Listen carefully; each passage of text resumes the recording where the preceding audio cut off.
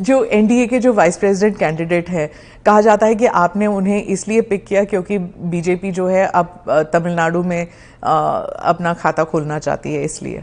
नहीं, ऐसा नहीं है। हम पहले भी तमिलनाडु में साथियों के साथ चुनाव लड़े हैं। हमारी यहाँ बहुत सारी सीटें भी आई है, ऐसा नहीं है।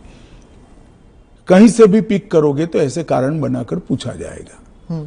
उपराष्ट्रपति का प्रत्याशी दक्षिण से आना इसलिए स्वाभाविक है क्योंकि पूर्व से राष्ट्रपति थी, पश्चिम और उत्तर से प्रधानमंत्री जी थे, तो दक्षिण से आना बड़ा स्वाभाविक है। अब आए हैं, इसको इस दृष्टि से नहीं देखना चाहिए।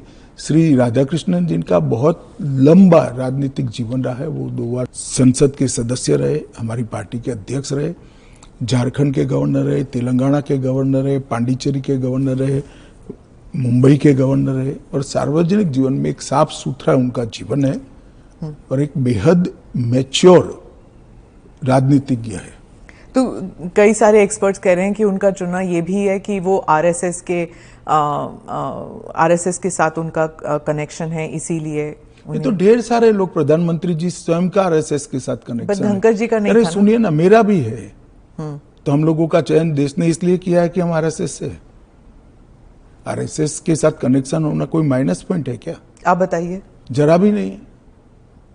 अटल बिहारी वाजपेयी जी भी आरएसएस से कनेक्टेड थे, श्री अडवाणी जी भी आरएसएस से कनेक्टेड थे, मोदी जी भी है, मैं भी हूं, राधाकृष्णन जी भी है। और जो इंडिया अलायंस के जो कैंडिडेट है, उनके बारे में आपने कहा कि उन्होंने एक समय था जब उन्होंने नक्सल मेरे कहने से क्या होता है, वो तो सुप्रीम कोर्ट का रिकॉर्ड है। सलवा जुडम को इन्होंने खारिज कर दिया। आदिवासियों का आत्मरक्षा का जो अधिकार था उसको उन्होंने समाप्त कर दिया। इसके कारण इस देश में नक्सलवाद 2 दशक ज्यादा चला है।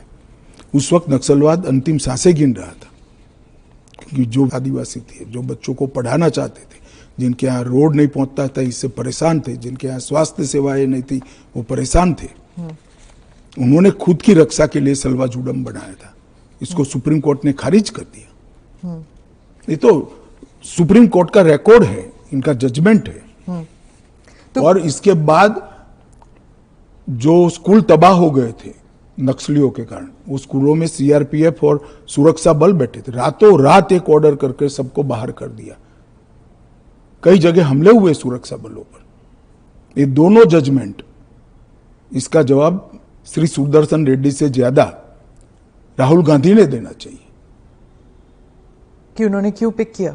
जी, मैं तो मानता हूं यही क्राइटेरिया रहा होगा, नक्सल को सपोर्ट करने के लिए। नहीं, वामपंथी विचारधारा, और ये जजमेंट से निश्चित रूप से नक्सल प्रोटेक्ट हुए।